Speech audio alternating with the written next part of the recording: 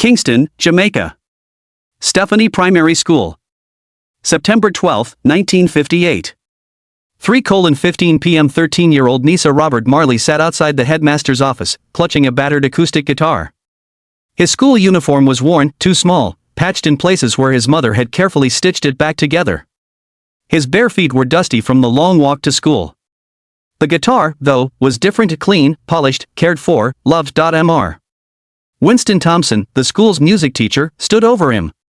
Thompson was 42 years old, a respected educator who had taught at Stephanie for 18 years. He believed in discipline, in practicality, in preparing children for real life.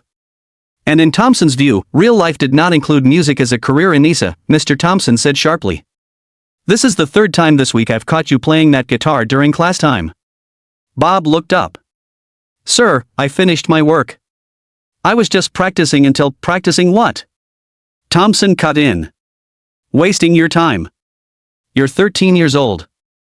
You should be focusing on mathematics, on reading, on skills that will actually get you a job, not playing that thing. Bob's hands tightened around the guitar. But sir, music is important. It's how music won't feed you, boy. Thompson's words sliced through the afternoon air like a machete. You think you can survive on songs?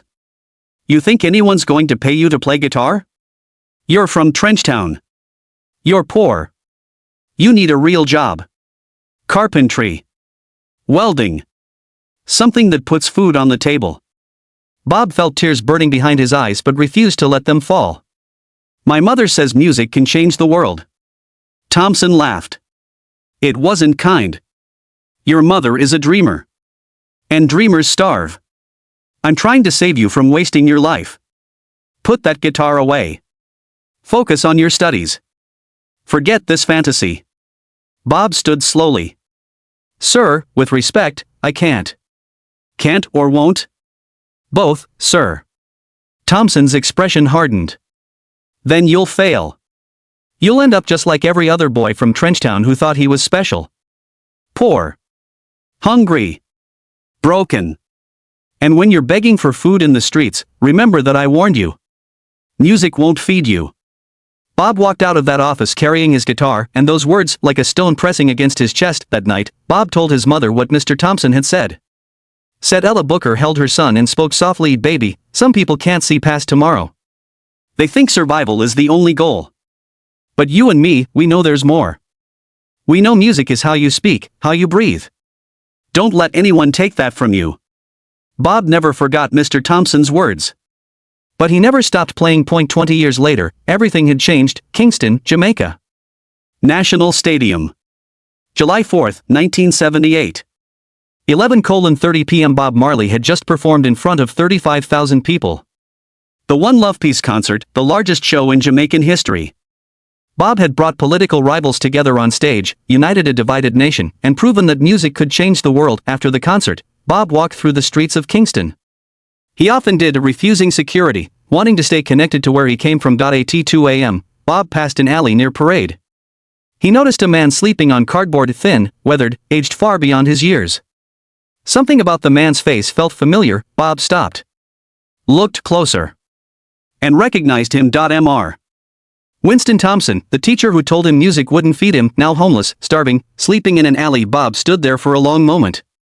He could have walked away. Could have pretended he didn't see. Could have left Thompson to the fate he once predicted for him, but that wasn't who Bob was. Bob knelt beside the sleeping man. Mr. Thompson. The man stirred. Opened his eyes. Confusion turned to recognition. Then shame. Nisa, Thompson whispered, his voice hoarse. It's Bob now, he said gently. Can I help you up? Thompson tried to sit, but his body was weak, malnourished. Bob supported him carefully. What happened to you? Bob asked quietly. Thompson's eyes filled with tears. I lost everything. The school closed in 1965. I couldn't find another teaching job. My wife left. I drank. I fell. And I kept falling until I ended up here. He looked at Bob. I heard about you. Everyone has. You became exactly what I said was impossible. Bob nodded. When was the last time you ate? Thompson couldn't meet his eyes. 2 days ago. Maybe 3. Bob helped him to his feet. Come with me. Where? Somewhere you can eat. Rest. Clean up. Thompson pulled away. I don't deserve your help. I told you music wouldn't feed you. I tried to kill your dream. I was wrong about everything. Bob looked at his former teacher. You were wrong about music. But you were right that I needed to eat. So let me feed you now. Bob took Thompson to a small hotel. Paid for a room. Bought him food. Sat with him as he ate his first real meal in days. Thompson ate slowly, tears dropping into his plate. I don't understand, Thompson said. Why are you helping me after what I said to you? Bob was quiet for a moment. Because you were my teacher. And you taught me something important even if you didn't mean to. What could I possibly have taught you? You taught me that people are afraid. Afraid of dreams. Afraid of risk. Afraid of anything that doesn't look like safety. And you taught me that I had to prove you wrong. Every time I wanted to quit, I remembered your words, music won't feed you. And I worked harder to make sure it would. Bob leaned forward. But more than that, you taught me the kind of person I never wanted to become. Someone who crushes other people's dreams because he's afraid of his own. Thompson broke down. I wasted my life being that person. I discouraged so many children. Told them to be practical. To give up what they loved. To settle. And look where I ended up. While you, the boy I said would fail, became the voice of a generation. You're still here, Bob said. You can still teach. Different lessons, but important ones. Thompson shook his head. Who would listen to me now? Bob smiled. I know someone. 3 days later, Bob brought Mr. Thompson to the Trenchtown Community Center. The building housed a small music school, children learning guitar, drums, and singing. Bob had been quietly funding it for years. Bob spoke with the director. This is Mr. Winston Thompson. He was my teacher. He needs work, and you need someone to help keep this place running, maintain it, support the students. Will you hire him? The director studied Thompson, then looked at Bob. If you vouch for him, yes. Thompson began working the following week. Not as a teacher, but as a janitor. A handyman. The man who swept floors, cleaned bathrooms, fixed broken instruments, and set up chairs. But he was surrounded by music every day. Surrounded by children learning how to dream. One afternoon, Thompson was sweeping when a young girl, maybe 10 years old, walked up to him. Mister, are you the man Bob Marley brought here? Thompson nodded. I am. Did you really tell Bob that music wouldn't feed him? Shame washed over Thompson again. Yes, he said softly. I did. And I was wrong. The girl looked at him seriously. My father says I should stop singing.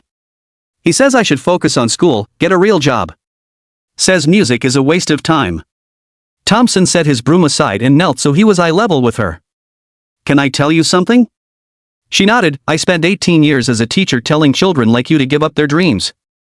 I told them to be practical. To be realistic. To settle for safe. And do you know what happened? What? I lost everything. My job. My family. My home. I ended up sleeping in the street. While Bob Marley, the boy I told to quit music, became one of the most important people in the world. Thompson's voice softened. Don't listen to people like me. Don't listen to anyone who tells you your passion is foolish. If music lives in your heart, sing. Sing like your life depends on it, because it does. Your real life. The one where you become who you're meant to be. The girl smiled. Thank you, mister. And she ran back to her singing lesson. Thompson watched her go. And for the first time in 20 years, he felt like maybe, just maybe, he was finally teaching something that mattered. For the next 15 years, Mr. Thompson worked at the community center. He became known as the man who swept floors and told children never to give up on their dreams. Students would ask him about Bob Marley, and Thompson always told the truth. I tried to crush his spirit. I told him music was worthless. And when I lost everything, when I was homeless and starving, Bob found me. He fed me. He gave me work. He showed me grace I didn't deserve. That's who Bob Marley was, Thompson would say. Not just a musician.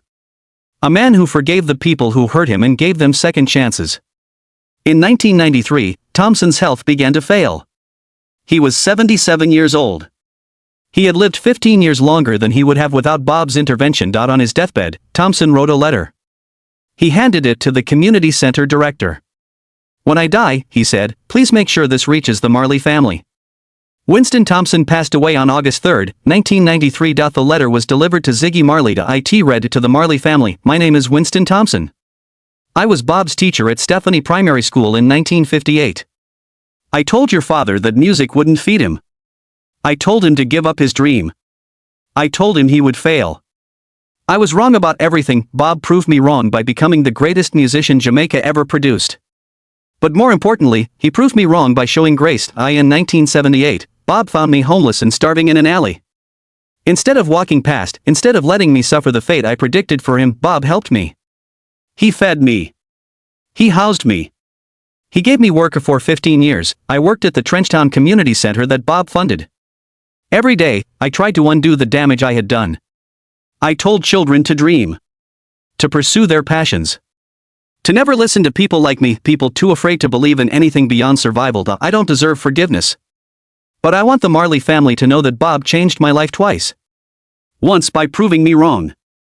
And once by saving me anyway. Thank you for sharing him with the world. And I'm sorry I tried to stop him." With deep regret and deeper gratitude, Winston Thompson. Ziggy Marley read the letter aloud at a family gathering. Rita was there. Said Ella, Bob's mother. His siblings. Everyone listened in silence. When Ziggy finished, said Ella spoke. "Bob never told me he found his teacher. He never mentioned helping him."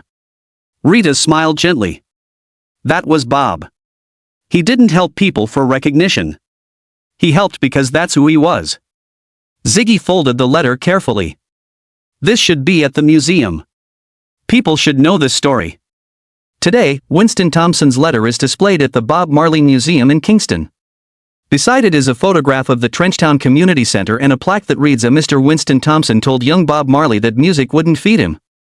20 years later, Bob found Mr. Thompson homeless and starving. Bob fed him, gave him work, and proved that grace feeds more than music ever could. Music changed the world, but kindness changed a life. The Trenchtown Community Center still operates today, still teaching music to children growing up in poverty. And every student learns the story of Mr. Thompson and Bob Marley, the story of a teacher who was wrong. A student who proved him wrong, and a grace that fed them both. If you've ever been told your dream is worthless, remember this story. The people who discourage you are often the people who gave up on their own dreams. Don't let their fear become yours. Bob Marley was told music wouldn't feed him. He became one of the most influential artists in history. And when he found the man who tried to stop him, Bob didn't gloat. Didn't punish. Didn't walk away. Bob fed him because Bob understood something Mr. Thompson learned too late. Dreams don't just feed the dreamer, they feed everyone they touch.